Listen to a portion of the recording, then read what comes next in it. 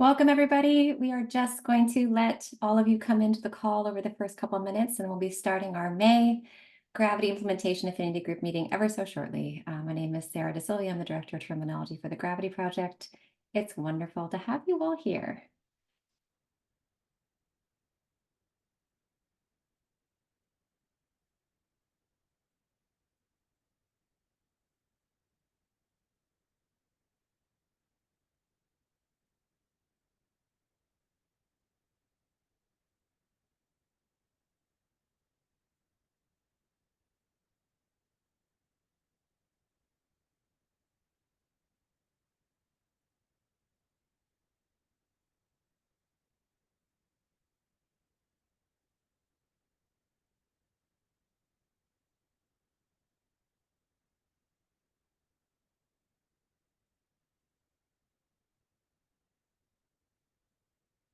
I see one of our panelists here. Thank you so much. We have a fun member-focused panel today. We're looking forward to elevating some implementation voices. I'm going to be starting at approximately 2:32 or 2:33, and there's another. Hello, welcome. Oh, fantastic! I see all kinds of. I did some solicitation of members and friends to come to this call. I've seen people join. It's wonderful. All right, I think we can probably get going. I do see that we have a pretty good quorum. Just making sure that we have all of our, I'll look to Demery to help us make sure we have all of our panelists set. So welcome to the Gravity Project May Implementation Affinity Group. We are going to be focusing on a two-part series on outcomes, focusing on terminology. We'll be getting to the agenda shortly. Again, my name is Sarah DeSilvia. I'm the Director of Terminology for the Gravity Project. I'm a little under the weather today, so if I'm not usually my normal perky self, that's because that's the reason why. We cannot start any meeting without addressing the critical antitrust practices that we have to follow as being part of NHL7 Fire Accelerator. Any Gravity Project participant, including those of you all, have the responsibility to comply fully with federal and state antitrust laws. Individuals speaking or providing written communication shall refrain from any discussion which may provide the basis for an inference that they've agreed to take any action relating to prices, services, production, allocation of markets, or any other matter having a market effect. This includes not discussing pricing or other pricing or any term that might affect pricing or fees.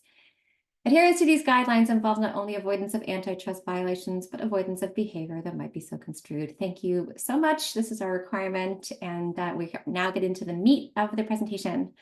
Next slide. Gravity would not be Gravity without the amazing members and sponsors who help push forward and elevate and strategize and prioritize the work that we do. We're grateful for all of our members, including our founding members. We have a robust and increasing member community, and if anybody wishes to become a member supporting this work, especially as we consider how the hypotheses and concepts that we developed over our first years are really put into implementation, and this is the focus of this meeting, we welcome you to the table to help make sure that we are building solutions that meet the global and specifically American health equity needs. So please contact us if you wish to become a member. We'd love to have you as part of the fold. Next slide. And again, thanks for joining. Demery, the amazing our friend from Civitas who helps support the implementation work stream, has asked you to introduce yourself. The Zoom meeting is always recorded. People ask us about this, especially as we approach these topics in the implementation affinity meeting, like topics and implementation. They're recorded, and the recordings are always available on the Gravity Confluence page. We ask that you start muted and then mute yourself when you're not actively speaking. Use the raise hand function to chime in with questions and comments. Use the chat to everyone to share information.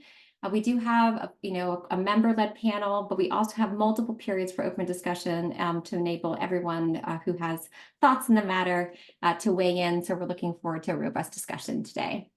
If you have any technical difficulties, please contact Demery Henderson at the email below, and then you can see she's also participating in the chat as well. So thank you for contacting Demery if you have any questions. Next slide. The agenda is as follows. The welcome is completed. What we're going to be focusing on today, and I've highlighted it in the beginning, is a two-part series on outcomes. We are a member-led initiative. Our members elevated 2 primary use cases early in 2024. This is exploration of how to document and report on outcomes requirements in the social risk and health equity ecosystem.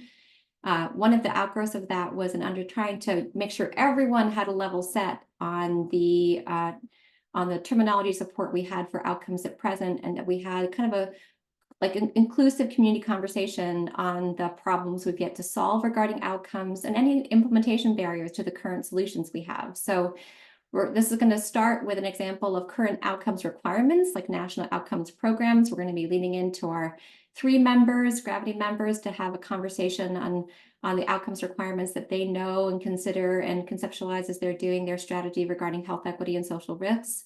This includes our members from Unite Us, Cause Permanente, and Find Help. We'll introduce them specifically later.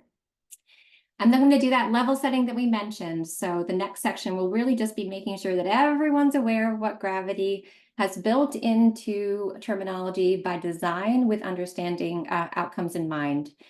This is because at heart, Gravity is an evidence-based terminology division. And so understanding critical interventions, understanding how to measure those interventions, that's all part of our work.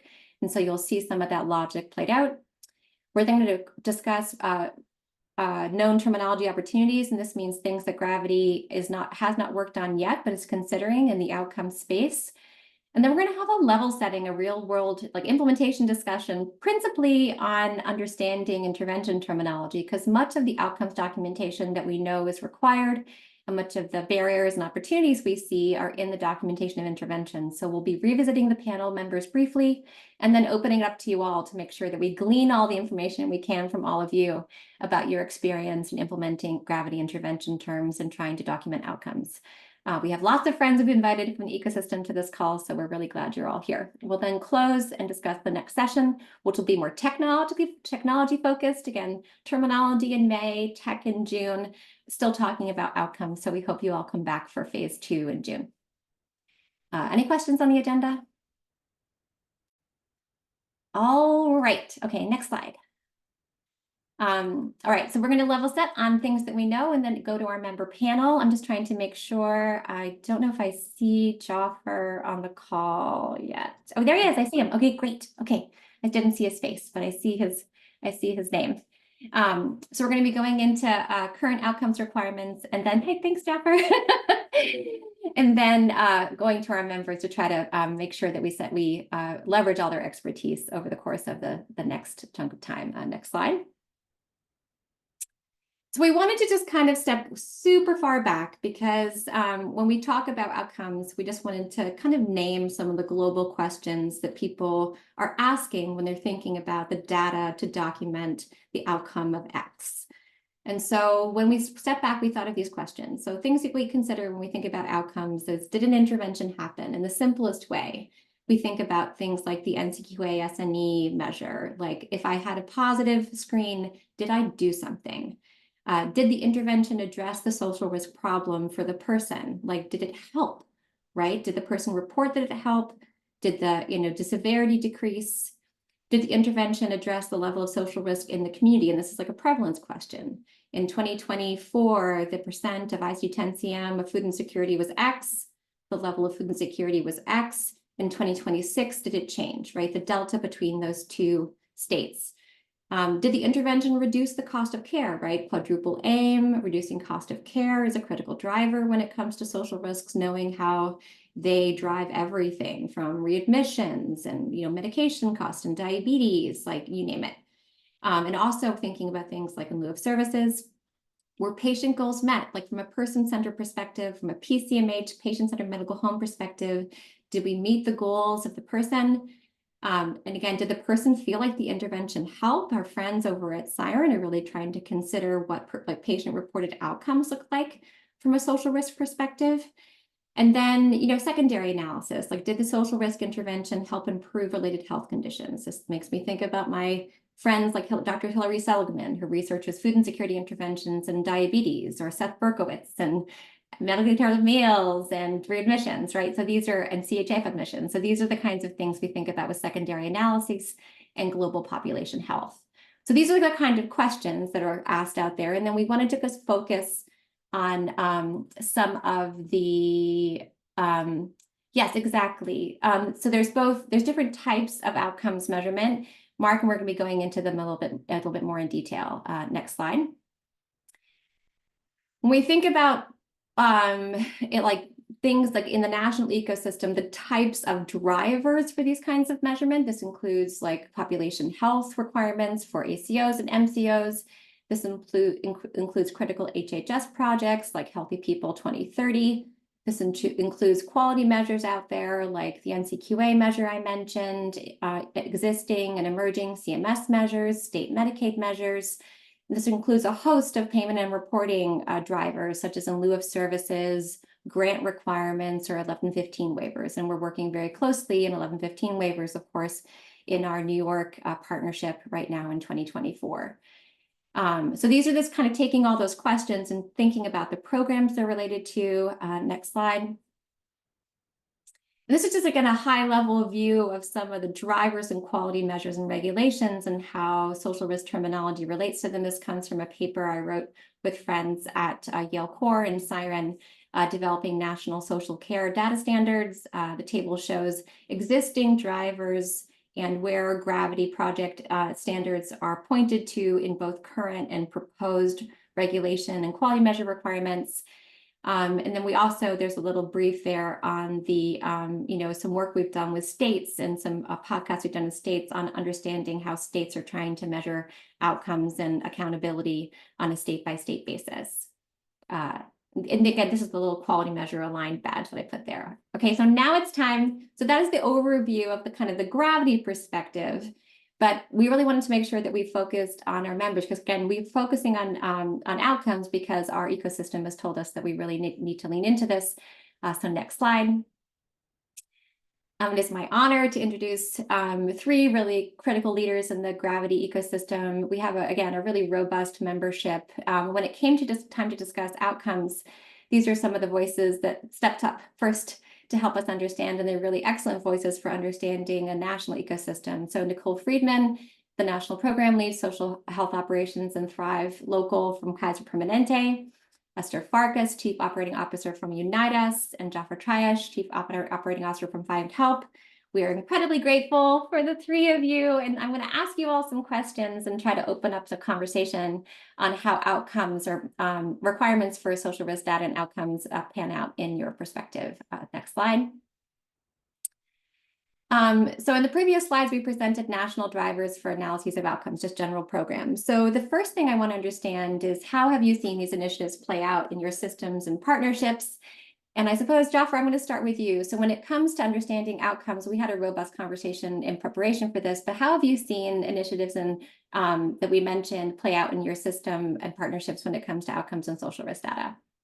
Sure. Thank you very much, Sarah. And thanks for hosting the Affinity Group. I think the biggest, what I'll call opportunity that we see is alignment on what communities really mean when they say outcomes. And from an industry perspective, when we work with a corrections division or agency, they're thinking about recidivism.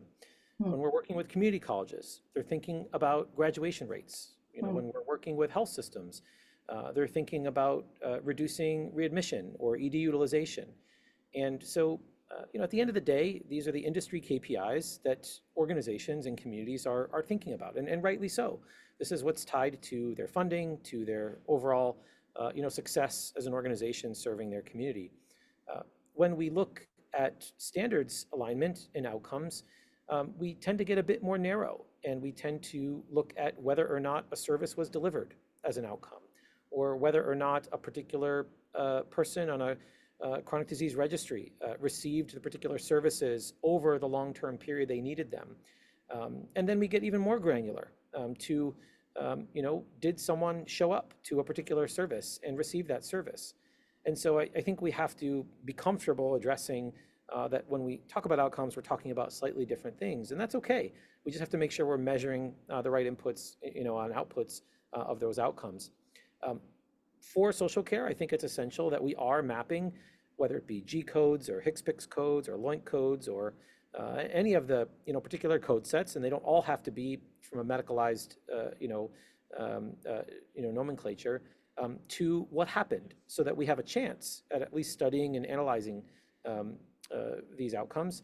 And I think in working with state government, HHS, DHS, various agencies, the only way they can succeed in understanding, for example, whether or not they're impacting cost of care for their Medicaid population is by looking at codified data.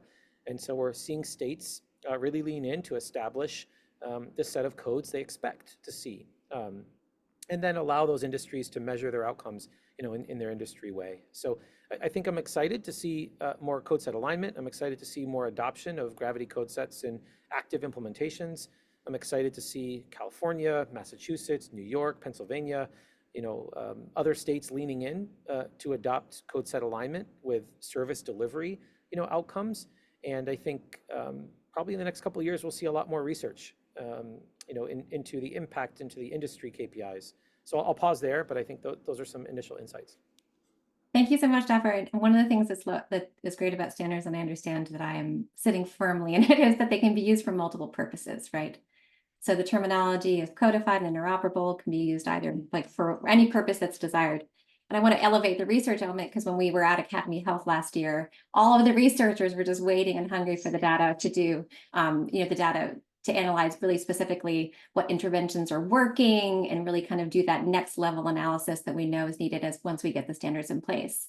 That actually makes me think of our friend Nicole, because from a Kaiser Permanente perspective, of course, you as a national health system are leaning into the what's working perspective and that question, especially from your role there. So given what we were just saying with Jaffer and given the previous slides, how have you seen these initiatives play out in your systems, and how, and again, Kaiser really was the driver for the outcomes use case. So we'd love to hear your voice there. Yeah, so I was just thinking about like my own story at KP a little bit here. I started in Kaiser in 2014, and I worked in the back office of a primary care clinic and was their very first patient navigator at KP. And this was before we had any standard screening tools. This was before we had any notion of, social coding or anything like that. And I would work with patients who needed to be connected to community resources, and physicians would refer to me through our KP Health Connect, which is our Epic system, or sometimes I'd literally get sticky notes on my computer with an MRN and a little note of what they wanted me to do: help with food, help with transportation, et cetera. And I would call these patients and I would help them and I would give them information. I'd type all of that in a progress note, which never went anywhere. You'd have to dig in to see what I did in a note. I never knew the outcomes of those referrals that I was making unless I called the patient. Hey, did you, get connected with the medically tailored meals or with the, ride to care program I connected you with? Yes or no. And I document that in my note. And none of this was structured outcomes. And it was me doing it as the program grew and we hired more navigators like me. We had a similar process. We'd call our patients and we'd document whatever we thought was the outcome of the intervention that we were doing. And this was really great. It was happening organically. And now we're at KP, 10 years later, I think, 2024 now, thank you. And that's still happening.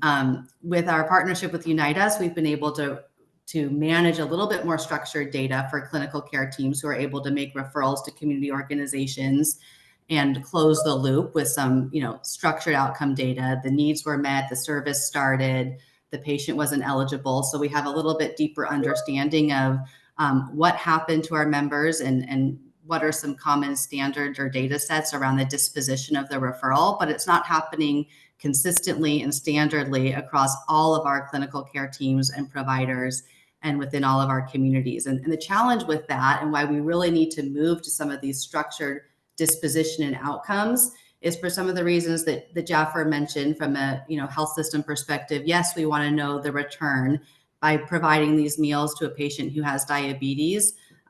Did they get the meals? Was it successful?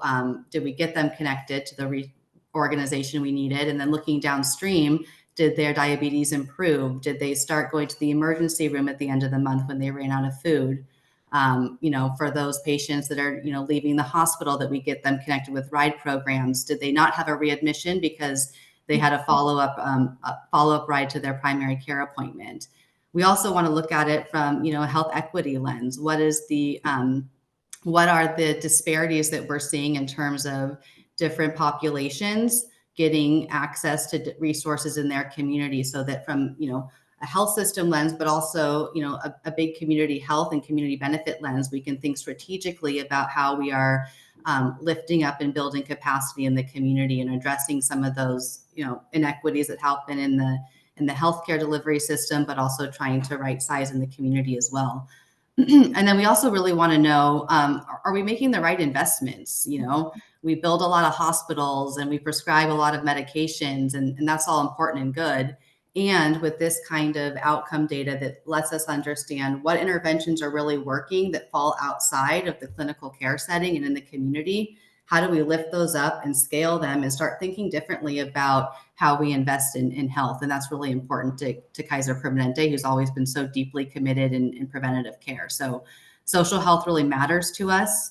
It's important that we know, we move along from those notes that are hidden and written into, structured data, so we know what's working and for whom, and if there's barriers, why. And then we can look more long-term on some of those outcome measures around, a return on investment, so that we can reinvest in other social inputs that are so critical for our members, so that we can take a more health equity lens approach on this work, and be more precise in some of the community impact investing we're making, as well as meet some of the regulatory requirements that you spoke to too, Sarah. So Wonderful. yeah.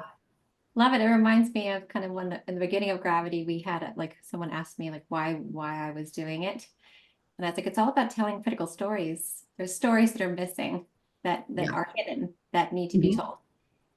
So thank you for elevating that. And so now to Esther. So we can either have you pull into that first question or address the second question, the what is missing question. So Esther, from the United's perspective, either how have you seen these initiatives play out in your systems and partnerships, or if you want to lean into what we didn't mention so far, it'd be great to hear from you.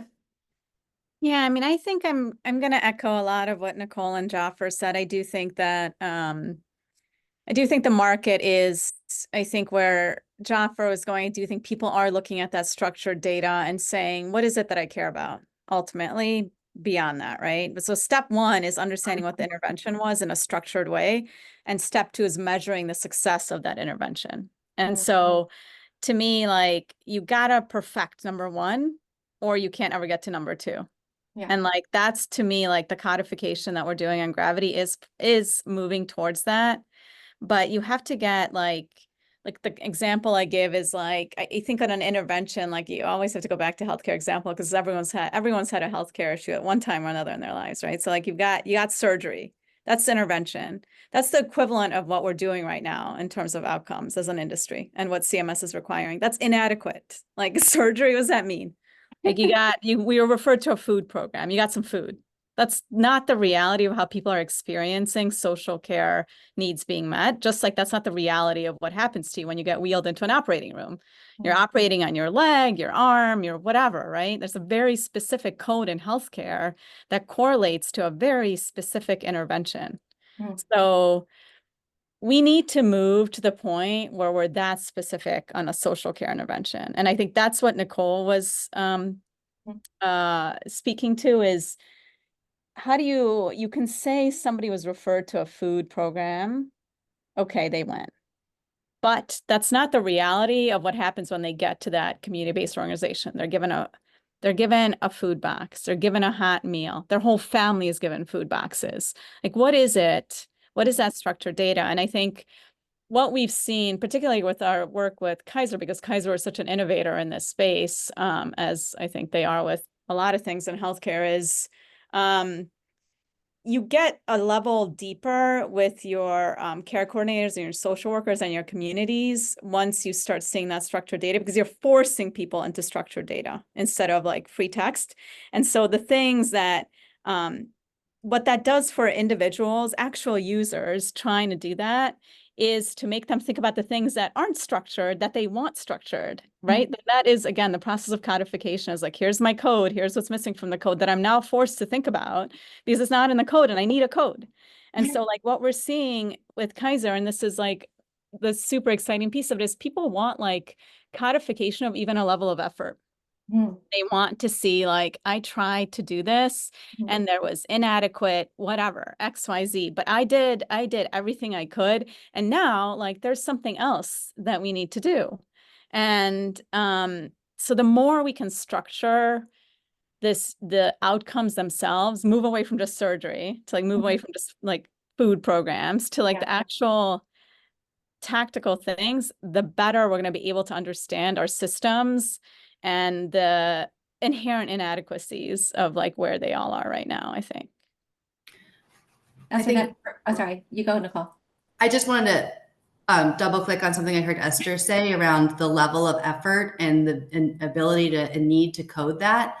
I think sometimes, and I'm speaking very like from a health systems lens, so I want to call that out, but I think a lot of time with the social health stuff, the screening, the connecting, all of the work that it takes to get patients the services or the intervention they need falls on busy clinicians, social workers who are also doing biopsychosocial assessments, nurse care managers who are also, helping people manage their insulin.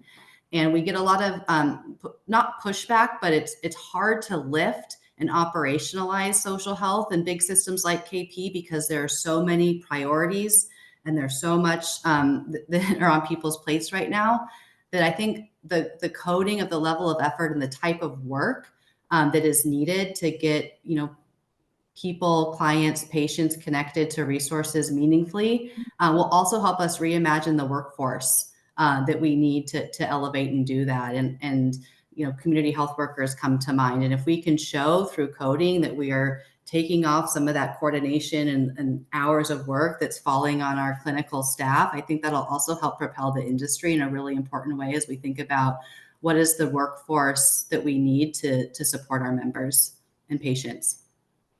And we don't have that today. Thank you for that, Nicole. It actually reminds me of the logic behind some of the intervention terms that we've built, right? So it's not just refer to X. So like all of the core labor of a community health worker, I'm an FQHC family clinician, family practice clinician. So thank heavens for community health workers. They're built into the logic. So you have a program, but we'll get into that in a second, but all of the assistance with application, coordination of resources, evaluation of eligibility, all of that can be codified too if a system is built to support that, and that becomes data to support just that heft. Jaffer, before we move on, do you have any closing thoughts? I'm going to bring it back to you. Just want to make sure that we tie it up with a bow, either on what we've talked about in this internal or the questions on the slide. Well, I want to acknowledge the comment that was put in chat, and it's a theme that I think the other panelists have mentioned here, which is these referrals today seem like an immediate point in time connection, which can be helpful for someone, and we can't discredit that people can self-navigate to a program or that someone can get a referral. And so let's not undermine or undercut the benefit that can be offered there. But if we are going to truly measure the impact that this has on that person's life, wellness, health, or relationship to medical conditions or other areas of measurement, then we have to really consider the pathway and the treatment plan in full. And that means, is it a point in time emergency food, or is it really a food insecurity over time that needs to be solved? One point of emergency food is not going to solve that. Just like giving the person free insulin isn't going to solve their adherence issue if they don't have a working refrigerator at home. So unless we have a true treatment plan or pathway, then we're going to be measuring and we're going to be failing to meet our objectives in improving overall health. So that does take more investment, and I think we're at an inflection point in this country where systems, many of which are on the phone and here with us, are deciding how they invest in infrastructure, in staff, in capacity building in their community, and decide with their limited dollars which programs are going to have that pathway connection for their patients or community. So thanks, Sarah. Wonderful. What a way to end. So we have a whole, we're going to be coming back with an open discussion at the end. So the great thing is that these wonderful members set us up to have a discussion of the things that we currently offer, and that's what we're going to go into next. like the terminology we have to support outcomes evaluation. And then we're going to bring them back to revisit barriers and implementation, because we just talked about how important it is, but we also want to have a real world discussion about where we are. So that's going to come later. But I just want to make sure any specific questions before we transition for the members and panelists before we move on. Just a quick show of hands, because we are going to have an open discussion at the end where there'll be hopefully a lively come one, come all. Okay, without that, I don't see no hands raised. I'm going to go now into what we've had so far. So again, when we did our discovery on outcomes and reporting, our first objective was to try to present to the community, and that includes all of you, what we have built into Gravity terminology by design to support outcomes documentation, and interventions is part of that. So we're going to go through that briefly and then revisit some themes about opportunities and have the members and all of you come back and have an open discussion. Next slide. So I just wanted leverage to level set. So Gravity is currently bound by the terminologies within HIT. So this includes LOINC, ICD-10, CM, SNOMED, CT, CPT, and HCPCS. And so when we're talking about outcomes, that's for the lens that we're using. And we just want to make sure everyone's aware of that. The social care ecosystem is vast. Of course, if I'm thinking from a HUD perspective, I'm analyzing outcomes in HMIS. There's other, outcomes analyses and other federal programs. But when we're thinking about outcomes within Gravity, we're thinking about the healthcare terminology to support that documentation within health and social care partnerships. And emerging, a lot of those are already mapped to other requirements. Like, for instance, all HUD HMIS terms are mapped directly to Gravity terms to enable shared analysis. We just want to make sure everyone's aware of that. We do want to note also that Gravity is working on a program classification project that will hopefully assist in intelligent and thoughtful mapping between healthcare terminology and healthcare standards and HIT encoded standards and other standards in the ecosystem. So that's more to come on that over the course of the summer. Next slide. All right, so a level set on what we make, right? And so Lucy's asked a good question. I'm going to hold space for that's a good, Lucy, I'm going to hold space for that in the open discussion at the end, because I think it's a really good question per usual.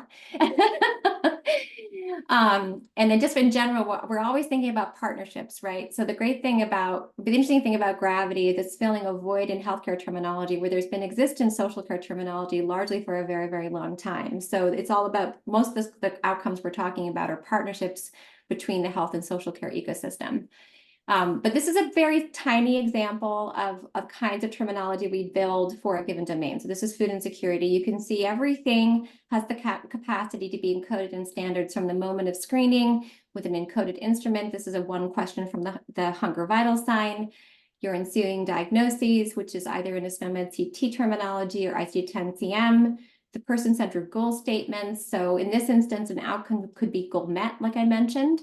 Right, you have a patient-centered medical home, you have a care manager or community health worker working with a client on a care plan.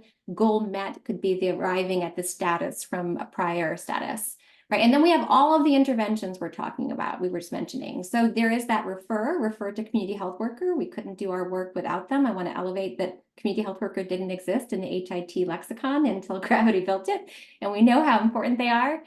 You also have specific things that are given, like the home delivered meal HCPCS code, right? S5170, things that are given also in SNOMED CT, like provision of food vouchers, and also the labor codes. Nicole and Esther were elevating, and Jaffa were elevating the labor, such as assistance with application for women, infants, and children program. And there's a word missing in there, my apologies. But so you have that labor concept as an intervention, you have giving things as an intervention, we have refer as an intervention, and we have the reimbursable intervention, that HCPCS code. And we're going to see this played out again over the course of the next slides. Next slide. Sarah, what is QM aligned quality measure? It means quality measure aligned. Yeah. So if we go So back. whose quality measures are those that you're referring? That relates to a slide I had earlier. So this is either the NCQA SNE measure or the incoming, or proposed CMS measures. Those are like the NCQA measure points directly to Gravity screening instruments and Gravity interventions. That's great. Maybe this is already complicated, but a footnote here for Okay, people who don't think about this 24/7. What do you mean by this? Thank you. happy to add that. Yes. I think it's community home-based services, right? It's not necessarily a quality measure, is it? Oh, it is a quality measure. Yeah, the Is it? NC. Mhm. Oh, good. Okay. Yeah. And then Nicole, I think I think we were mentioning that in our prep call, but we'll talk more about that as we go forward. But I'm happy to point to the information regarding that in the chat once I'm not talking. I'll put it there. Next slide. So regarding one of trying to bring forward those themes. So did the intervention address the social risk problem for the person? And so I'm going through this along the wheel, right? So you have your screening instruments, diagnoses, goal setting, and intervention. So did the intervention address the social risk problem for the person? This is how Gravity's built in outcomes by design. Next slide. So we think about remission resolution throughout our Gravity project terminology. Like, how would an entity document that food insecurity improved, like the status of food insecurity, severity of food insecurity improved, or how would an ecosystem document that it resolved, right? So you either can do it through applications of different instruments after intervention, and this includes across different settings. So if I did a USDA 6 food security module, and then I referred to a food bank, the food bank could intervene and then 2 weeks later see the person and then send them back and it noted remission. Same thing could happen with WIC or a AAA, right? So sharing instruments, like remission, decrease in severity as evidenced by a standardized tool is part of what Gravity has from its build. And we know that this is helpful because it's very difficult to budge prevalence with social risks. It's very difficult if worry is part of a standard socioeconomic food insecurity, such as food insecurity, housing instability, homelessness, transportation insecurity, it's hard to budge worry. So decreasing severity is largely what we usually work on in the social care ecosystem. You also can document resolution with instruments. This is when you screen negative after social risk screening positive. We do want to note that in any application of a USD instrument, you can change the look back to measure remission since you last saw them. So the USDA measurement look back currently is 12 months. So all USDA instruments allow you to change the look back to if you saw them 3 months ago, they were food insecurity positive, and then you intervened, got them school meals, connected them with WIC, got them food stamps, had home delivered meals to your older homebound rural individual, which is the name of rural family medicine.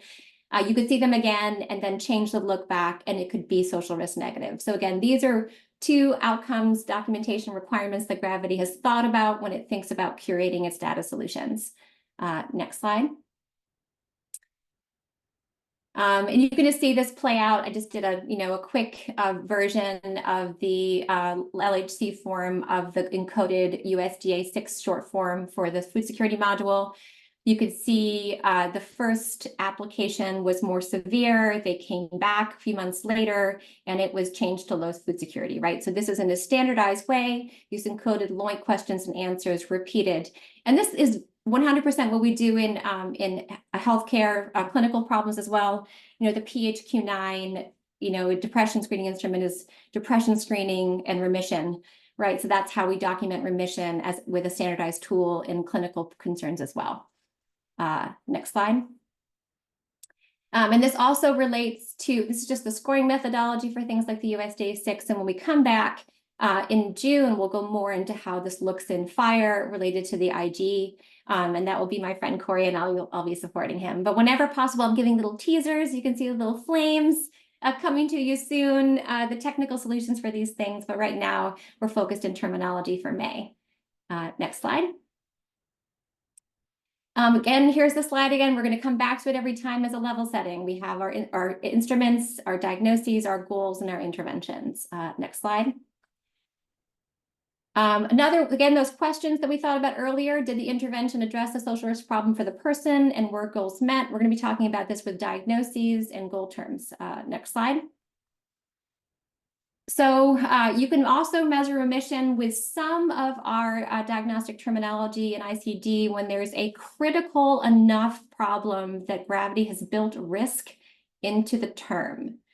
So when it came to homelessness, given the criticality of homelessness and the criticality of differentiating between sheltered and unsheltered homelessness from a risk-based perspective, we worked with federal entities to craft these two concepts, right? So in this instance, remission can be simply moving from unsheltered homelessness in one assessment to sheltered homelessness in the next, right? It's just like moving from diabetes uncomplicated, diabetes with hyperglycemia to diabetes uncomplicated, right? These are critical outcomes concepts represented in ICD-10-CM terminology that can simply be again, any person can document, any person on a care team can drop an ICD-10-CM code for Z55 to Z65. So this can be a community health worker, care manager, nurse, social worker, provider, you name it. It also, of course, can be documented with resolution on a problem list as well. We do want to note also that outcomes can be documentation, as I mentioned, of progress towards a goal. We built this concept, feels food intake quantity is adequate for meals. We build for every single domain, we build an assigned goal term that the patient or client can be moving for. So measuring progress towards these can be an outcome as well. Next slide, I'm trying to keep in the, oh, there's some long. Look, Elena, we're looking forward to talking about outcomes in that wise long thing I can't read right now, but hopefully in your open discussion, we can have you bring in your wisdom. So of course, the IG has capacities of measuring remission and resolution in the condition resource. We'll be talking more about that in June, but again, this is a little teaser. Next slide. Let me think here. All right, and then I just wanted to elevate that when we worked on our goal terms, and we work on any goal term, we worked very closely with friends at NCQA and experts in goal and goal measurement across the ecosystem to just elevate the concept of goal attainment scaling, which is a really great way to measure progress towards a goal. So this is a standardized way of documenting progress where you have a 0 to -2 Likert, and you're moving up or down along that. And it's a really critical area of measurement and patient-reported outcome measurement. Next slide. And again, goals and the statuses of goals are also in the IG. More to come on that in June. And you can see very clearly these statuses, very similarly to the goal attainment scaling, and their definitions are within the resource and statuses of the IG. Next slide. Sarah, could you just comment on who would be scoring goal attainment? I'm sure this is a book, but oh no, it's just not very quickly. No. Who is scoring goal attainment? The incentives to do well on goal attainment seem to me irresistible, and therefore are they trustworthy? Let's not go there. Just who would be doing this? So the great thing is about the reason why we leaned into the goal attainment scaling, we might want to go back a couple of slides, is that it's all patient driven. So there are, it's really heavily utilized in the elder care and older adult strategies on elders leading their documentation of arriving at things even within the elder abuse domain. It's actually within the elder abuse domain that we discovered goal attainment scaling to allow individuals and clients to self-identify progress towards identified goals through an app. In order to completely drive where they feel like they are without any pressure, including reflecting on concept of safety, right? So it's actually the goal attainment scaling, and I can drop information on that in the chat as well, or put in additional resources. It's an entirely patient-driven outcome that's well tested. It's utilized heavily in Canada. And I just want to note that it was intended to be patient-driven. Is that helpful, Lucy? Yes. Okay, great. Okay, good. I'll drop the information on goal attainment scaling in the chat when I can, but hopefully I can step back a little bit later or send it in after visit information. And again, we're going to have a lot of conversation. Oh yes, exactly. Joy's absolutely correct. It's heavily utilized in OT and PT. And then the interesting thing is that this researcher applied it to concepts of social safety and social risks, and it's working quite well in a completely patient-driven perspective. Next slide. I think his name is Dr. Bro. Yeah? One quick question. Can social care providers kind of oversee that patient-driven goal attainment update process? Is that something social care providers can see? Sure, Any great. person, yeah, any person can facilitate that kind of goal attainment scaling. It's lovely data to have, right? Because it's directly from the patient perspective. Any human who's working with a person should be able to center the person in the documentation of outcomes, right? That's the whole point, right? That's why they're called person-centered goals. Right, we want the person to drive that information, and it's also an accountability marker, right? So the clinical entity or the provider might have one perspective, but the person might have a different one, right? And it's also why Siren's working on the patient-reported outcomes for social risks concern as well. Next slide. Okay, we're doing good. I think we're on time. I'm trying. Okay, just wanted to quickly highlight the IC10-CM terms that we have, given that we were just talking about them. Next slide. This is this lovely CMS brief on IC10-CM terminology. Really exciting, always to put it up there because everything with a little yellow sun is what Gravity's built over the course of its last 4 years. So pretty exciting work. And more to come every 6 months. Next slide. Okay, I want to make sure that we get to the second panel time. So again, here we are level setting on that again. Next slide. I will put person-centered on that slide, Lucy. That's a great idea. So this is kind of the meat of the next section. You can always tell I'm like in Gravity terminology public meeting mode because I can't help but read chats and respond to them. Putting the community in the community call. Always, we're trying, unless they're too long. The next one is, did an intervention happen? And this is what we have all of things that didn't work.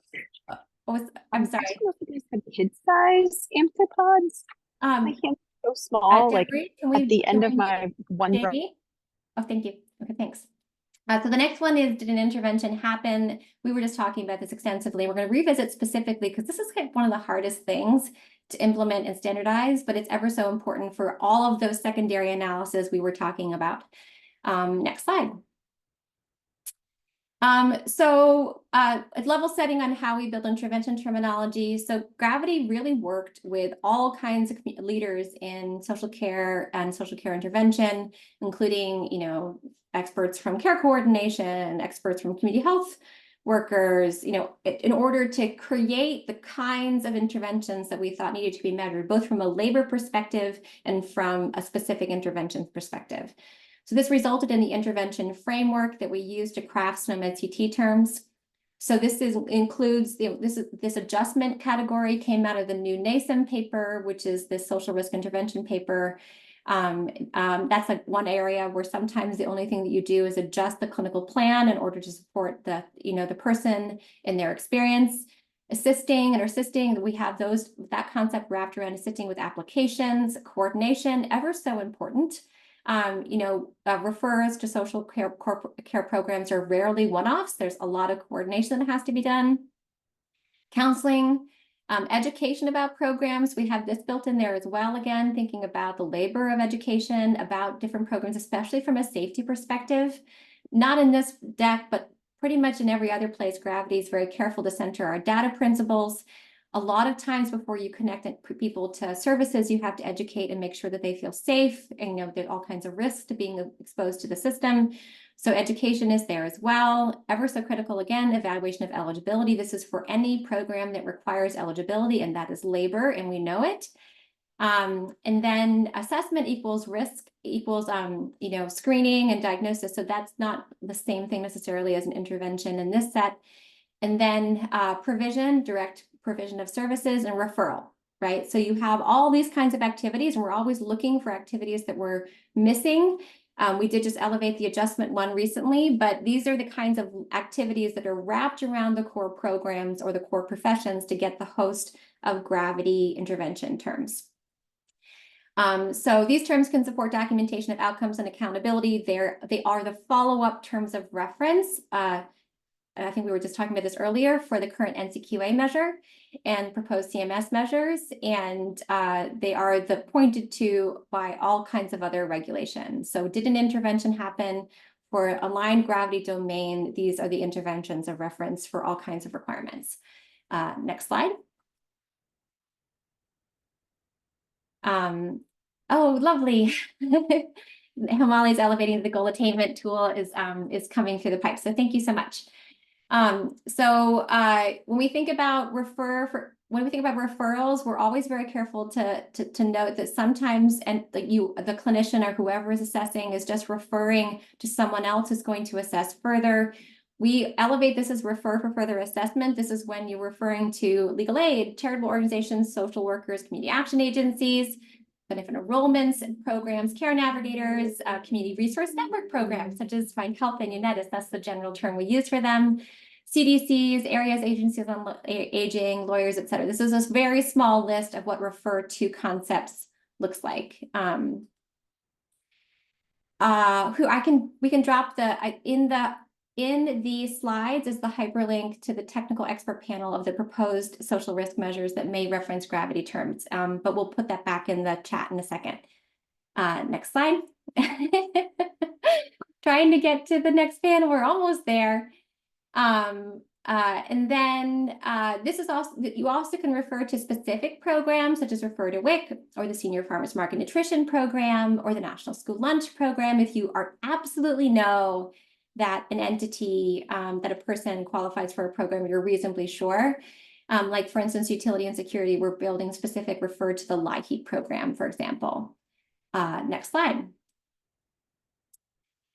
We have coordination terms, both general coordination terms, which are kind of like easy buttons, like coordination of resources to address social needs. That's not going to offer Nicole the granularity that she wants in KP, but it is a term of reference.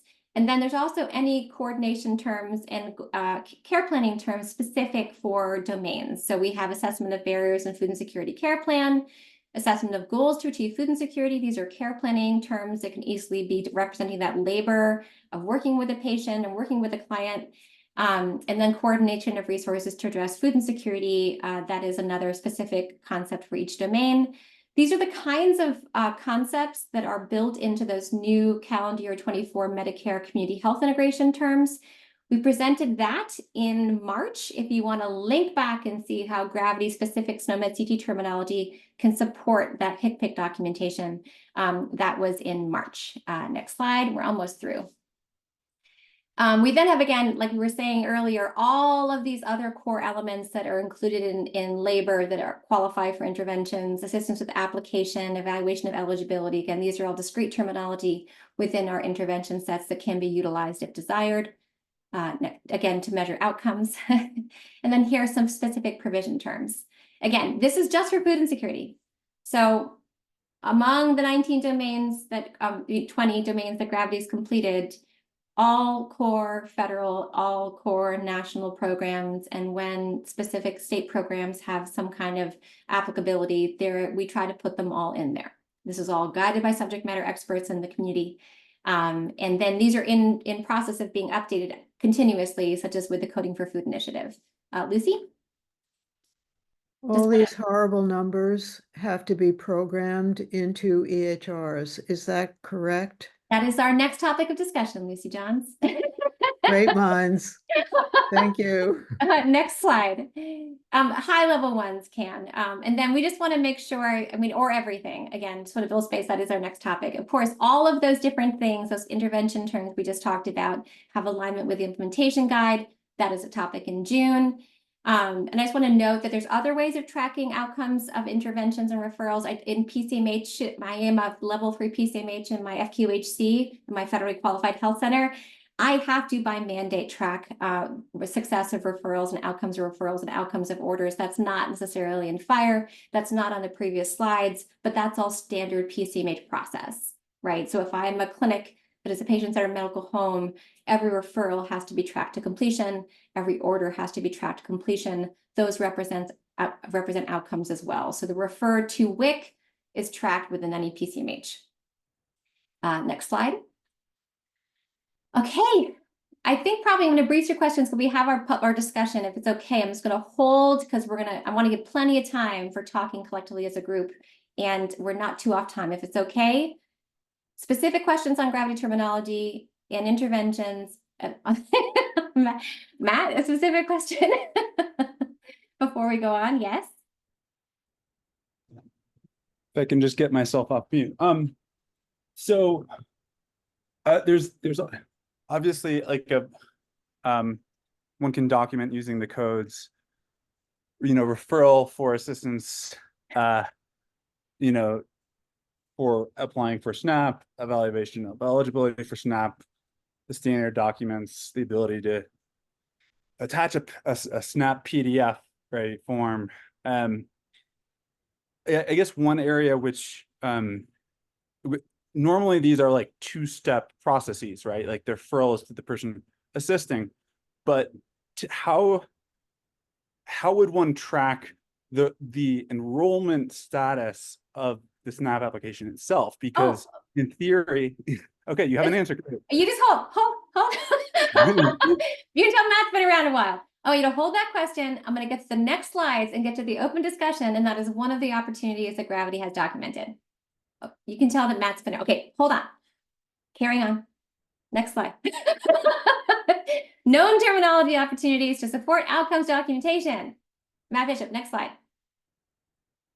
Terminology needed. This is areas that Gravity is leaning into, including summer work. These are the things that we know this goes, you can see yourself in, hopefully in bullet number 3, right? So we know very clearly that in our next area, what we've heard from our members is we need to lean into supporting documentation of eligibility for critical programs, especially those federal programs that are such a level setting and stabilizing factor. Like we call it the SNAP vaccine for a reason. If a family is enrolled in SNAP, it grounds the economic viability of the family entirely, right? And one of the things that we notice an opportunity is because of adjunctive eligibility, like Medicaid to WIC, or Medicaid to other programs, clinical entities in some states, in some instances, already have eligibility for critical programs in their hand if they have a patient's insurance status. So the moment you document a patient's insurance status with adjunctive eligibility, WIC, there you go. I don't even have to ask. Carry on, right? Or in some states that applies to school lunches, et cetera, and other programs, right? So I just want to note that in clinical entities and clinical settings, because of things like adjunctive eligibility, we know patients and clients already qualify for things. We should be leaning into that to support our social care partners. But we also know that we need to lean into eligibility documentation in general. We also need to lean into understanding how to document the difference between eligible for and enrolled in. We've heard that very, very clearly. That was a theme from our social care co-design, because eligible for and enrolled in is very different. The gap, for instance, in enrolling seniors in SNAP, in food stamps in the country is so sad, right? And so that is a huge area that we can lean into, and we know that we need to lean in and support that. We also know we need to lean into documenting more provision concepts. We're doing this with our Coding for Food initiative in the fall. We also are trying to lean into documenting the services on the Medicaid CHIP covered HRSN services. We know we need to lean into patient-reported outcomes analysis, thinking about our collaboration with Siren. I just want to note that these are the things that we already know we don't have solutions for yet, but we're working on them in order to support everything that the ecosystem needs. So it's like going deeper and not longer. And now we're going to try to have plenty of time for conversation. Good, about a half hour. So before we get, so Matt, did that answer your question?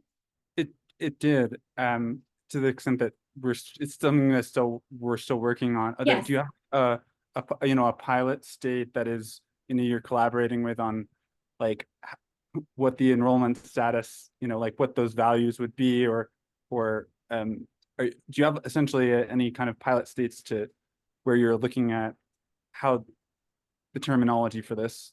I think I'm going to say that that's a summer project. It's part of this program classification work that we're doing on, because we really want to make sure that we build it thoughtfully, right?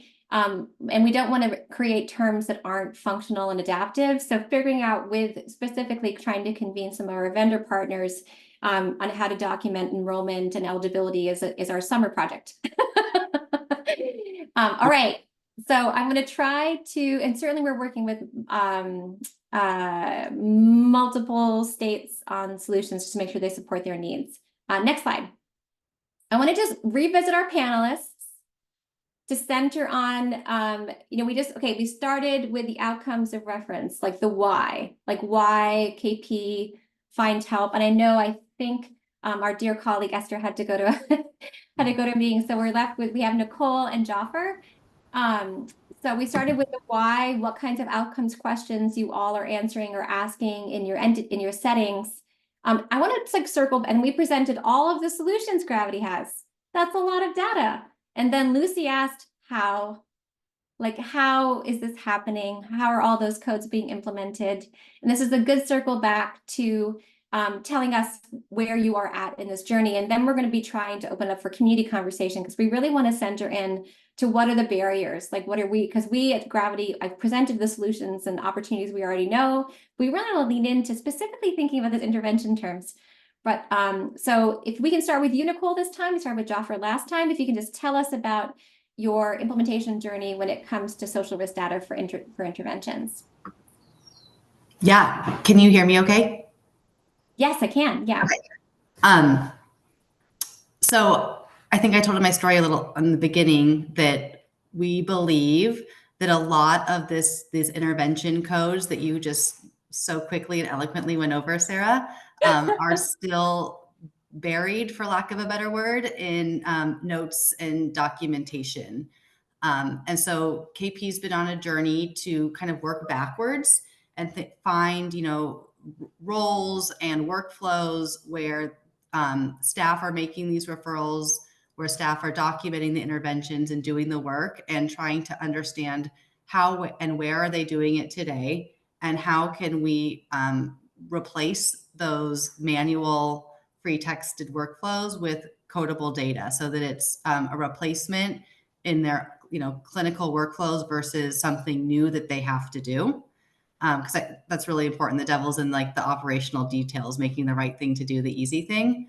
And then we've also been thinking about how can we use some natural language processing to find some of those interventions that are documented but not in structured ways, and what role can NLPs, natural thank you, play in helping us pull that out today.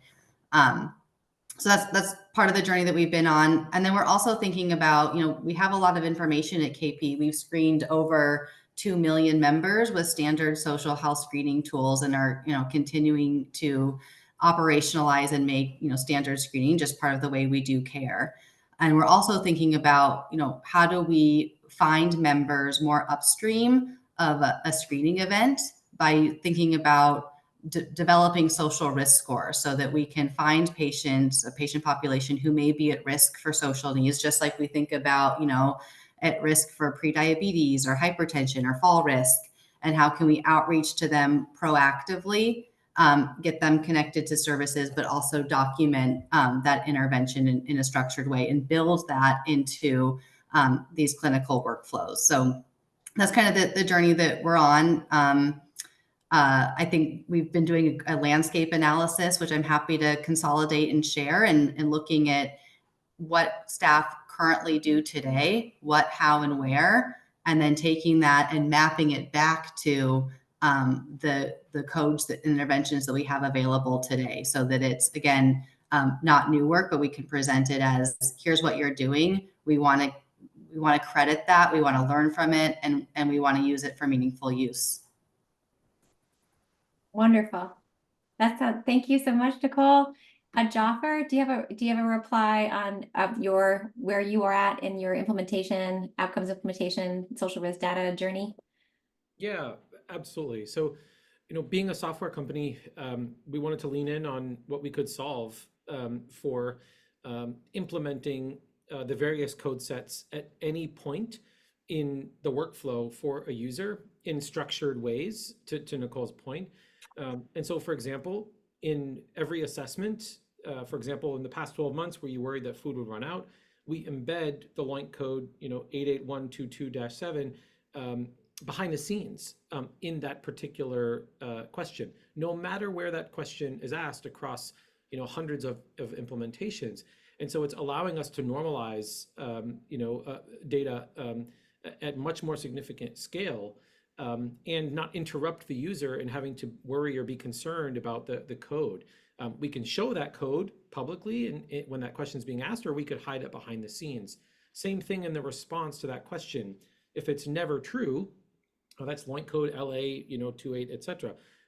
But every item is structured and coded that way, so the user doesn't have to change their workflow and make a different selection. But the same thing when a referral is made. When a referral is made, we have a many-to-one structured relationship in code sets. And so it could be a Z code, it could be a procedure code, it could be a CPT code. So the customer can choose which codes they want to associate with each referral types, or even specific referrals with specific programs. And it can be a flexible selection in that process, just like a clinician might, select an ICD code based on narrowing down, a particular diagnosis. And then the same thing on the outcome forms. So when a service provider is documenting, 7 units of medically tailored meals, instead of having to go then fill out another form of codes or a claim or, back office work, they just make their normal selection of 7 units, and behind the scenes it associates the appropriate structured code. So we really want to make sure that we're just adding that metadata as automatically and efficiently as possible. But the key lesson learned is with transparency, to what that code is, should they want to, amend or change it. And again, I think that's to Nicole's point of we don't want to add burden, and we don't want this to be lost in unstructured ways.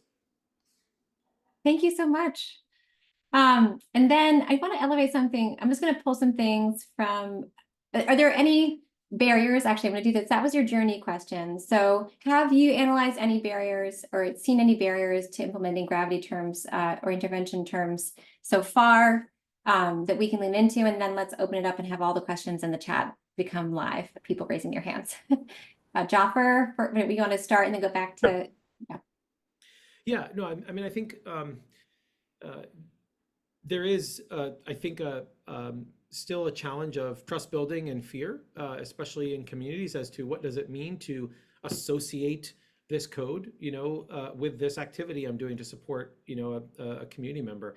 And I think the general fear there is both on the community organization side and the person's side, in saying, what does that then mean for me? Does it mean that that data will then be available and I'll be interpreted as having some condition? Or does that mean that I won't be able to receive certain services in the future? Or I think there's still a long education journey we have in front of us, so that people feel comfortable that the code association is in their support, interest, and care coordination efforts. It is not to generate stigma or to reduce opportunities for them to thrive.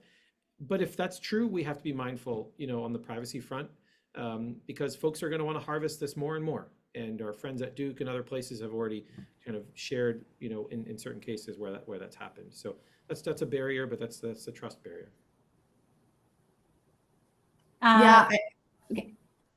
I think, to echo a few things, in some of the, coding of sensitive things like food insecurity or homelessness, some of our providers have felt nervous about having that on the problem list with, patients' open charts, particularly around some of the codes around interpersonal violence, and actually, doing more harm than good there if it's, open and other people are looking at a member's chart. So we've had a lot of discussion around, as we've mapped, and KP has done that, I should mention, we have mapped all of our screening tools to ICD-10 codes, and we've given that mapping to our coders. We have a very, robust coding team for our inpatient setting, so they're able to look and find and do some of that coding on the back end. And the big question is, where does it live in the patient charts? So that's been a question. I think, there's so many codes, making it operational and building it within existing workflows is critical. And then I think, keeping like code refresh, just like we, I'll liken it to like Medicare refresh. There's so much that staff need to do and think about already. How do we make sure that if, we put these codes on, that they're refreshed, and who does it?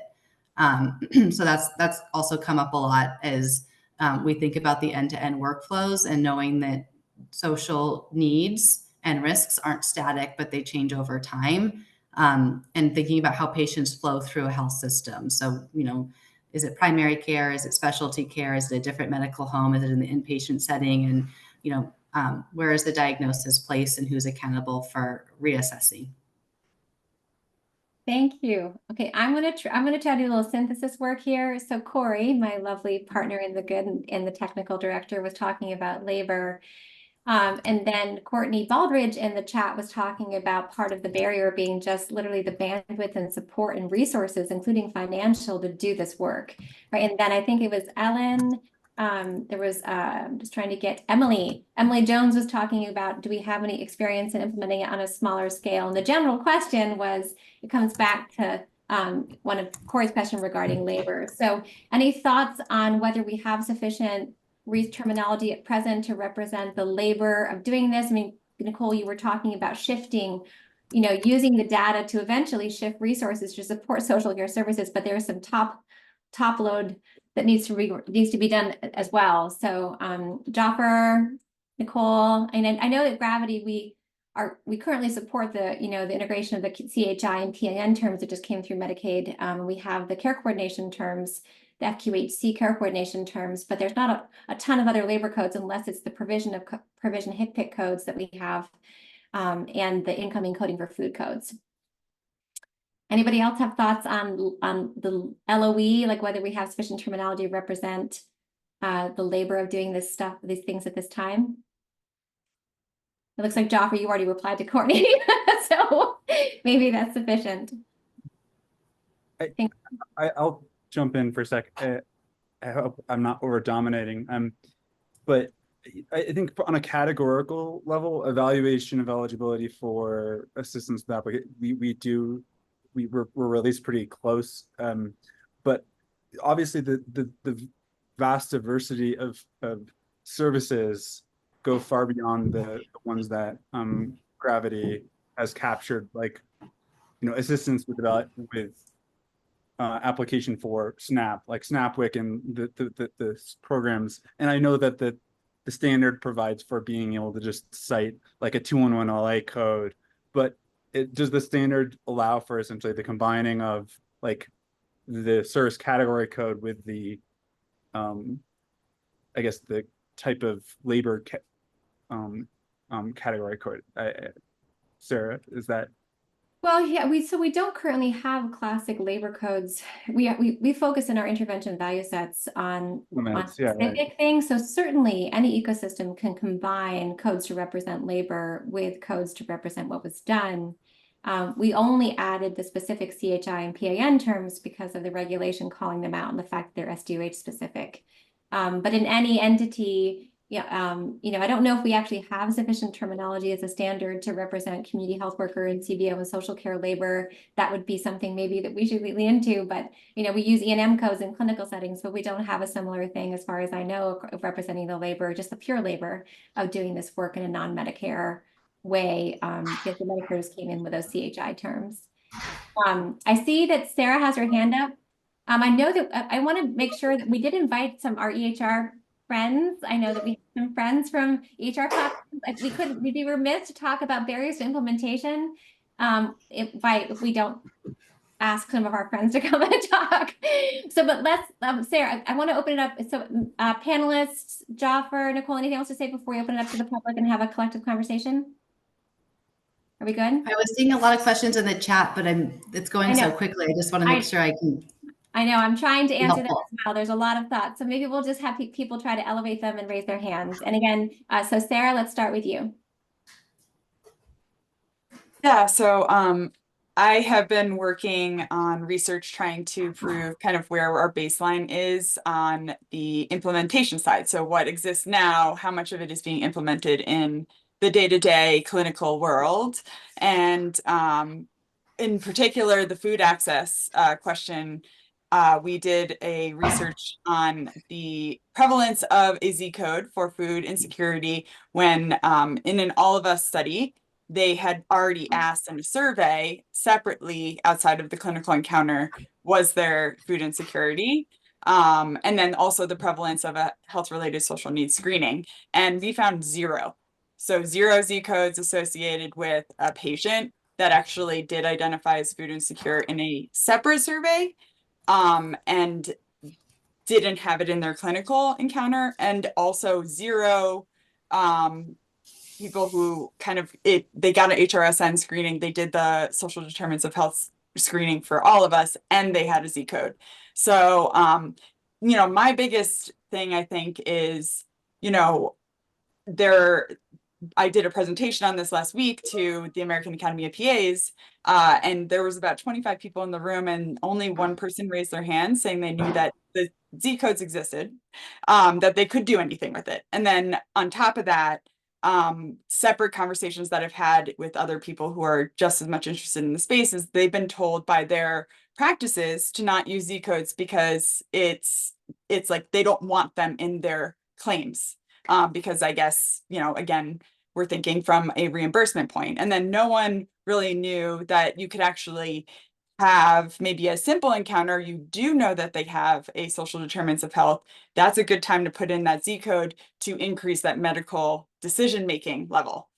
Which I think was the question that you were asking a little bit around like labor. I do think that that can also kind of justify, you know, you put that code in, it actually is considered a higher complexity. But I think kind of going into that, I think that's the next step. I feel like I've been part of this group and it's definitely leading to that. But I think soon we might need to have those conversations because I think clinicians are the ones practicing. They're getting a lot of kickback when they see this opportunity, but then are told no. I was going to note too, thank you for that, Sarah. So I just want to note, so the AMA has a lovely, and I say it's lovely, but I was part of it, like a CME on the new capacity to use social risk as a medical decision-making to increase your E&M coding value that I helped do with Health Begins. That's out in the ecosystem from our partner and Gravity member sponsor, the American Medical Association.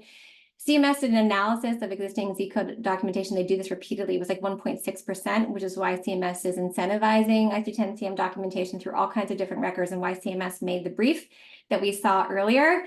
I agree that lots of the education is required, but I want to note that part of the labor conversation we were having was not clinician labor, it was really social care labor, really about shifting resources from healthcare entities to social care entities. That's part of what Nicole was talking about as well. Sarah, thanks for being so awesome. Courtney.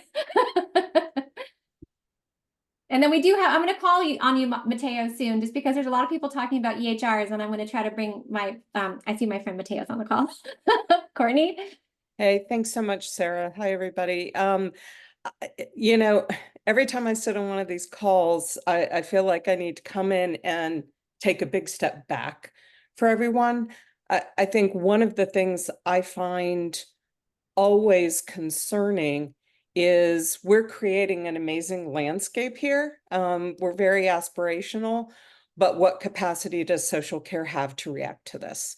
And I think there are folks like, I want to call out Matt Bishop. You're always, you know, kind of a breath of fresh air. You've invested in learning social care side. I think Brian Hanspicker is on the call, and there are others here. But where the rubber meets the road, again, a lot of social care has no idea any of this is happening, and they are reactionary to their funders. You know, as we do things like, you know, CMS rolls out the inpatient hospital screenings and the physician fee schedule, what we're doing is increasing the pace of referrals. We're increasing the pace of sending clients, and oftentimes the referrals we see are not well developed. They're limited. So social care is getting more referrals that are limited. And I will tell you, I've just talked to 2 agencies this week that their referral rates week over week in 2024 are 40%, 40% higher than in 2023. And they already weren't funded to receive the amount of referrals they were getting. So be mindful as we create this, and we've moved from, you know, doing standardized data to looking at interventions, to looking at outcomes information.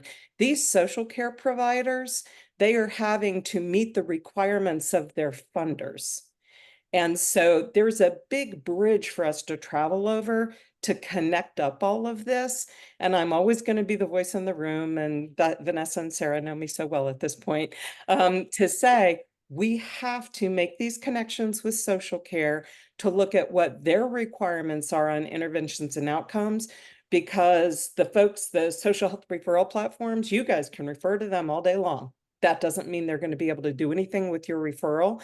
And we know at last check, there were 38 states that had waiting lists for some service or another. So, you know, you have to understand we can build this, but no one is giving funding for data realignment. No one is giving funding for services, systems, portals, and no one is giving funding for the actual services. And there's very limited funding coming down in the physician fees, and it has to go through the medical clearance first before they would contemplate hiring a licensed social care worker or a community healthcare worker to pay for the labor. The one other thing I want to note before I stop and I'll shut up is it also feels to me like the system is somewhat curating out the role of the licensed care social worker. And that is an expert level social care clinician who is adequately trained to do that heavier lift on assessment and care planning. Community healthcare workers do not have that level of training. So I really want to make sure when we're talking interventions and outcomes, you can't rely on folks who aren't properly trained and don't have that expertise to do that work. Otherwise, what we're going to reflect is data, but we're not going to reflect the best outcomes. We're not going to reflect the best work and the best we can bring for person-centered care to drive good interventions and the best outcomes. Thank you. Thank you, Courtney, for your advocacy always. There's an advocacy word that someone mentioned that we needed, and I really always appreciate your voice. So I'm going to go to, we have Mark and then Fatima and then Sarah. Before I get back to you, I do want to try to see if I can get some of our EHR friends since you've already had a chance, if that's okay, Mark. So I want to flag Hi, Mark. flag a question I raised in chat a while ago, Okay. and perhaps it's for the parking lot, but is there room in this discussion of outcomes measures for the concept of standard error of measurement and confidence level? And especially when we're trying to get outcomes measures in the first place. It may seem like a strange question to ask, but just understanding how much precision we can or can't have, whether there's error or not, could be helpful in the design and in sort of the level setting. I worked on affirmative action case in the United States Supreme Court where people were looking at the precision of LSAT test scores and found that the standard error of measurement was greater than the differences in the score level. So people, it has effects for the kind of equity things that we're doing.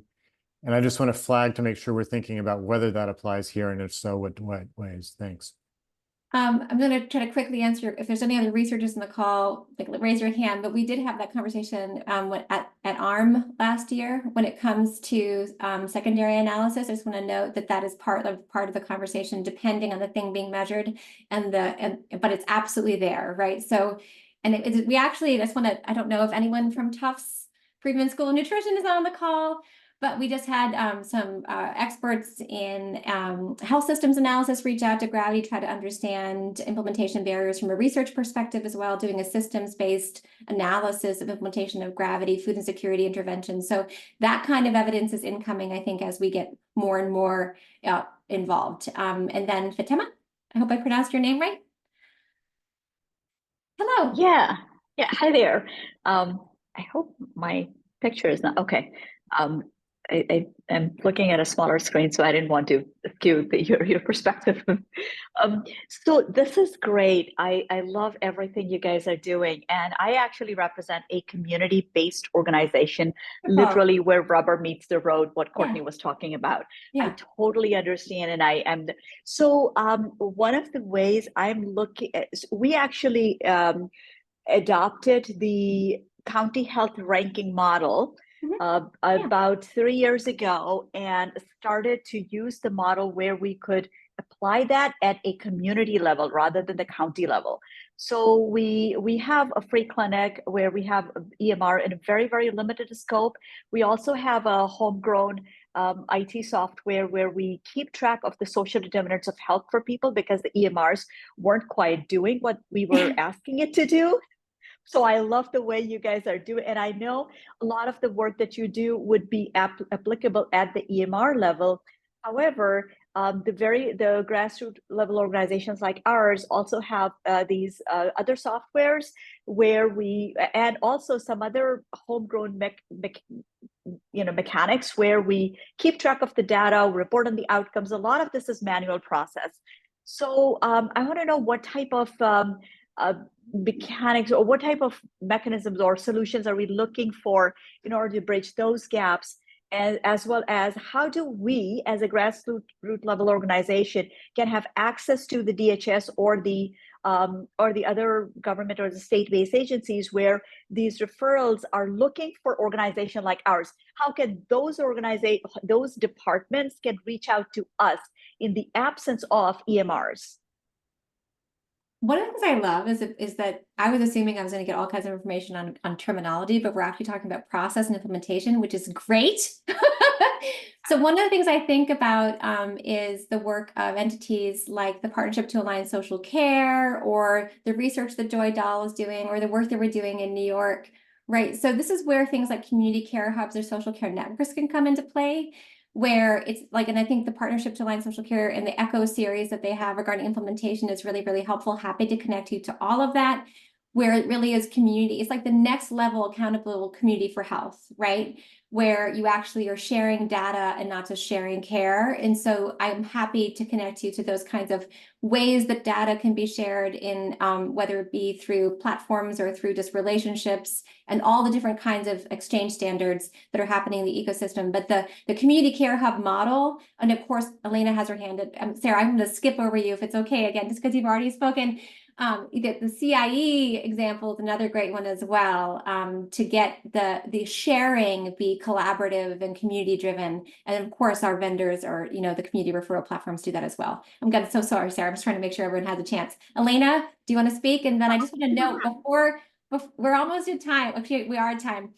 I didn't get a chance to call out our vendor friends, but I just want to note our vendor friends, EHR vendor friends, are leaning heavily into implementation. Gravity standards are written in across upgrades across the ecosystem in our EHR platform. So I don't want to call on them specifically if they didn't raise their hand, but just know that work is in process, driven by all the regulatory drivers we saw earlier, and just from their investment in this work. Elena, go. Yeah, really fast. I think when it comes to implementation, a lot of the outcomes when we are doing integration projects with EHRs or referral platforms, a lot of times the outcome data elements that are being tracked are really specific to an individual's access. Did they get the service or not? What happened?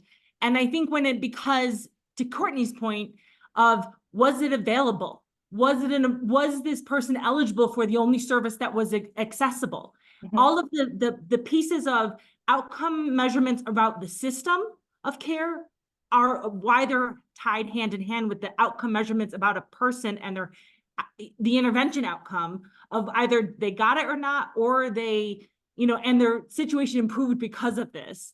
I think because a lot of the outcome measurements are so individually focused and not system focused, to Courtney's point, you essentially are kind of blind in the implementation process of, well, what's actually available in the system of care? And if we don't have those outcome measurements in place, I don't think we get to do anything on an individual level. Awesome, Elena. Thank you. And again, I am so sad to say that we are at time. Lively conversation is an understatement. I said lively on LinkedIn when I was talking about this. It was lively indeed. You all are so important in holding us accountable to this work. Thank you so much for coming. Next slide. We're going to revisit this Redux in a month. Come back. Let's talk about outcomes again. And then if we're talking about terminology, this is today. Let's talk about tech next time and terminology. Next slide. So the next Gravity implementation meeting is June 27th. The links are always posted on the Confluence. Materials will be posted on the Confluence. Again, we're going to be trying to do a deep dive into outcomes again from a tech perspective. Again, we're thinking about this in implementations across the national ecosystem. I hope we answered all your questions. I'm sorry I couldn't answer all the questions in the chat. We're always available. You can send an email to gravityproject@hl7.org or just join us again next month. Next slide. Save that chat, Maria. Terminology work stream is on a brief hold for the summer before we kick in and deep dive into the program classification work we have in our summer holiday. It's not our summer holiday, but we're going to be coming back to you probably in July with that work and leaning in again to those eligibility and enrollment documentation questions. Technical work stream meets every other week, Wednesdays 1 to 2. Implementation Affinity, this is us. Find everything, materials on the Confluence. The meeting will be on there. Email us, become members. We're so glad you're here. I'm glad that we're in implementation questions. Thank you to our panelists, Nicole, Joffer, and Esther. Thank you to all of our members and thank you to all of you. Thanks for having us. Thanks. Bye. Bye. Bye.